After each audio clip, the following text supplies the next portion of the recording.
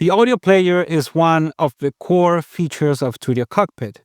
It's what allows us to actually share our work with others. To start using it, the first thing we need to do is upload an audio file. We click Add Audio, select a file, and decide whether we want to send an email notification to our collaborators. If no email addresses have been added to the project, the system will remind us and give us the option to add one. Once the file is uploaded, we immediately see the audio waveform along with the playback controls. If we click on the three dots, we can rename the file. This is the name it will have when downloaded, or delete the version we just uploaded. Let's say we now have a second version to share.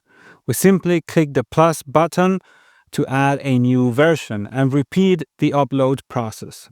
Now you can see that version 2 has been added to the player.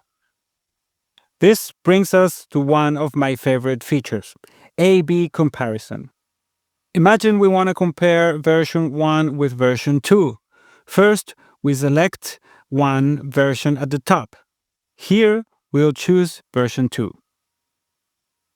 Then we open the A/B compare menu. Pick the version we want to compare it with. An indicator appears. From now on, every time we click it, playback switches instantly between both versions. For copyright reasons, I can't demonstrate this with audio here, but trust me, it's one of the most powerful tools in the app. And of course, this feature is also available on the shared page your collaborators see. Now, one important thing about this feature is that we have to keep the audio files the same length so that they stay completely in sync. This way, when we switch from one song to another, the transition is smooth. Finally, we get to the comment section, where we can communicate directly with our collaborators. Each song had its own comment thread, which keeps everything nicely organized and separated. The workflow here feels very familiar, similar to the messaging apps we all use every day. You can reply directly to messages to keep the conversation clear, and of course, you can delete your own messages if needed.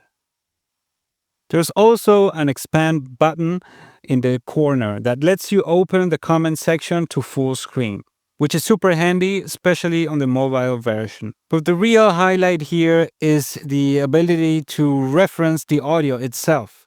Using the time button below, you can insert the exact playback time into your comment automatically. This makes it easy to leave feedback that's tied to a specific moment in the track. You can also add time codes manually. Just type the add symbol followed by the timestamp in minutes and seconds. You can even include multiple time codes in the same comment.